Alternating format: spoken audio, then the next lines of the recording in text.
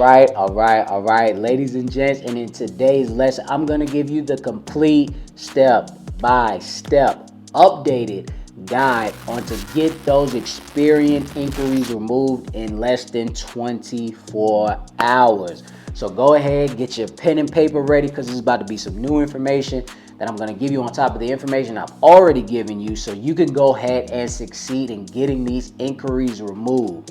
So enough rambling, let me stop talking. With that being said, let's dive in. All right, guys, and before we start, I just want to ask you guys if you don't mind hitting that like button for me.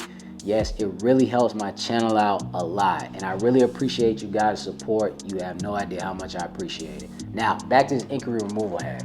All right, guys, in my last video, I was bombarded with numerous comments stating that, thank you so much. I really appreciate all your help. It worked. But then I got a few people that said I was having some issues. This happened.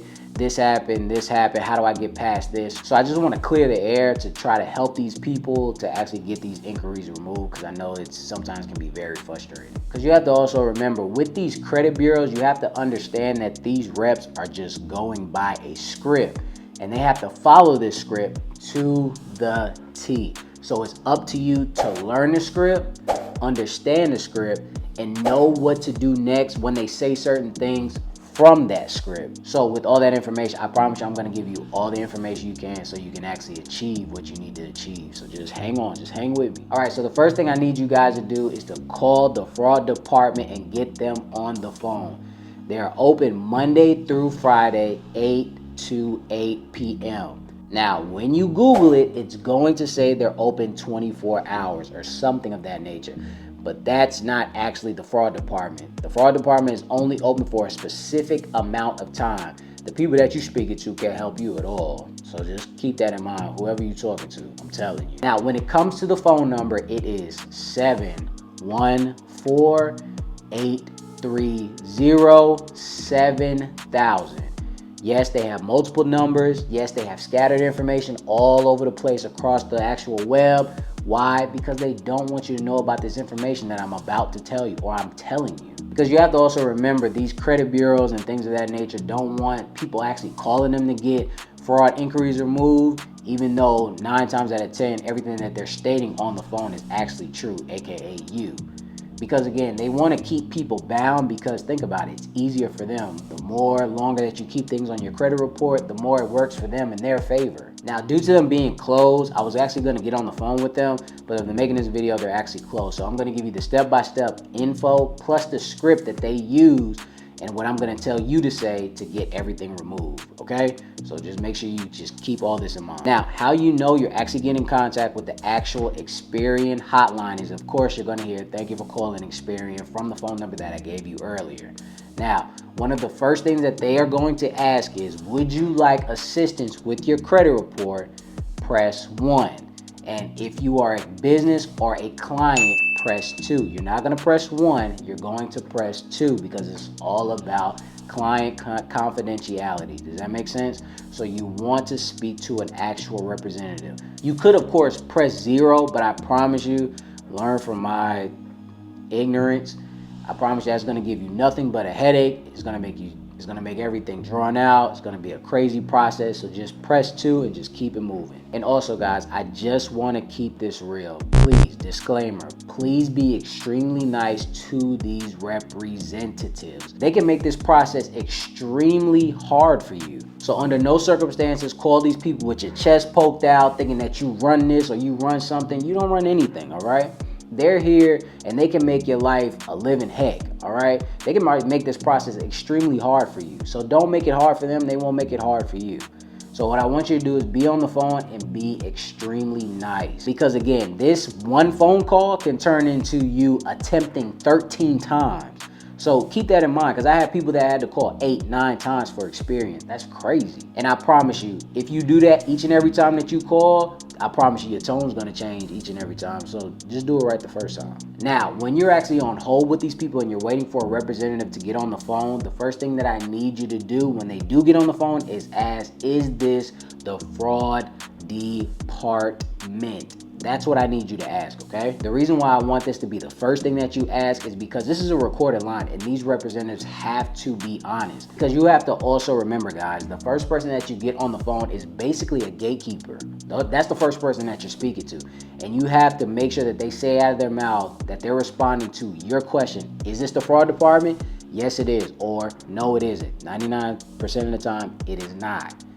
They will try to smooth talk you and all that type of jazz. The only thing that you have to do and you have to comply with is when they want to verify who you are. They will ask if your name, your address, things of that nature, make sure that you are who you say you are. You can do that, but just make sure that they get you over to the fraud department. And also, just to let them know, guys, when you get on the phone, let them know that you were shocked about all the inquiries that you've seen on your credit report and that you really need to get these off because you didn't authorize these actual inquiries, okay? Now, once you fill all of their questions and things of that nature and you fulfill their task, now they should actually transfer you over to the fraud department. Now, from my experience, I have gotten transferred to another department. That is why you're supposed to say, again, when the next person gets on the phone, hey, is this the fraud department? That's the first thing I need you to ask again.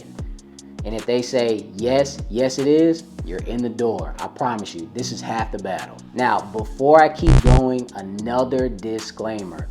People, under no circumstances remove inquiries that are attached to open account. Because if they close that account, you are going to be immediately upset. I promise you. See, this is why I give you all the education in the beginning before I give you the step-by-step. So please, under no circumstances, do not close any open accounts with inquiries, okay? If you dispute an inquiry to an open account, then yes, this account will close. Why, you ask, is because the inquiry is tied to that account for at least the next 24 months. It's supposed to show the correlation between the inquiry and the credit product that you got approved for. That is actually appearing on your credit report. So when underwriters actually go and they look at your credit report, they can see the inquiry on your credit report, what day you got it, and they can pinpoint to what credit product that you got at that time. And a lot of times they use that to compare what they would actually reward you with if they actually approve you for whatever credit product that you're getting and whatever actually starter limit that you're getting. So if you got $1,000 right here, they'll give you $1,200 or something of that nature. Does that make sense? So if you dispute an inquiry, let it be from an identity theft issue.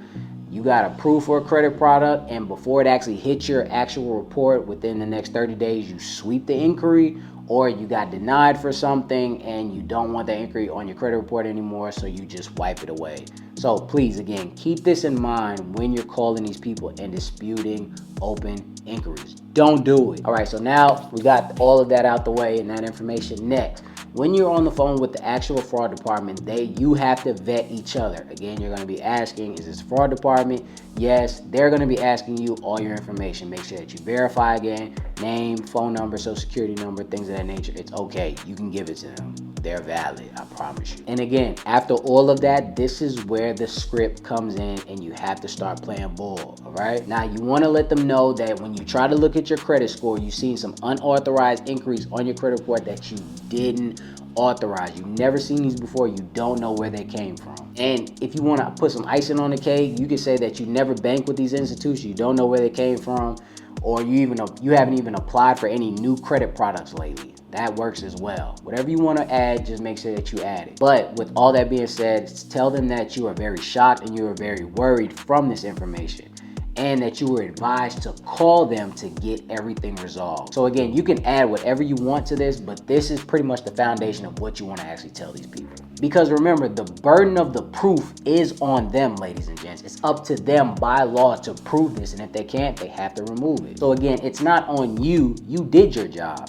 So now you have nothing to worry about, I promise you. So the next thing that they're gonna ask is a lot of generic questions. Trust me, it's okay, just stick to your story. Just say it was unauthorized inquiries, it was an issue, and you just need them removed. Just stay on that topic, because this is when it really starts to become fourth quarter for you. And the reason why you have to play ball is because think about it, how many people actually do this day in and day out? Trust me, credit bureaus are very hip to what these people are doing, ladies and gents. So you have to make sure that you're not rattled and you're on your square, and whatever they ask, you have an answer for it, okay? So whatever off-brand question that they ask, always stick to the yes, and always make sure it sticks to the inquiries and you actually need them removed. You don't know how they got there and you need them removed, okay? Now, the next thing that they're gonna say is, okay, well, let me check to see what's going on. Now, I'm not telling people to lie. I'm just saying this for educational purposes only, all right? But I'm showing you a way on how you can fix your situation without waiting 2 years just to get something removed off your credit report. Now, when they look and they actually come back, they're actually gonna ask you, what accounts are you trying to dispute? Remember, no open accounts, all closed accounts. So now give them all the ones that you actually want removed. Now, the big question that they will ask after all this is, did you submit an FTC police report? And the actual answer is always yes. You always say yes. And they're also going to ask you, did you contact the original creditors? You always say yes. I contacted them. And to put icing on the top of it, you can say they're the ones that told me to call you and they gave me your number. If you say no to any of this, you lost. Game over. Game over. So don't do that. Now, once you do all of this correctly, they will tell you that these inquiries will be removed in 24 to 72 hours. A lot of times I see mine gone by the morning or anything like that. So this is actually a step up in basis, okay? You will receive a copy of the email of what you guys discussed in your actual email that you actually gave them or what you have on file. And if you get somebody that's giving you a hard time, just hang up and just call back. It's super simple. You have unlimited tries, all right? I want to thank you guys for stopping by. Now, please follow this guideline step by step so you can get this removed. I do this all the time for myself and for other people that actually try to apply for credit products, all right?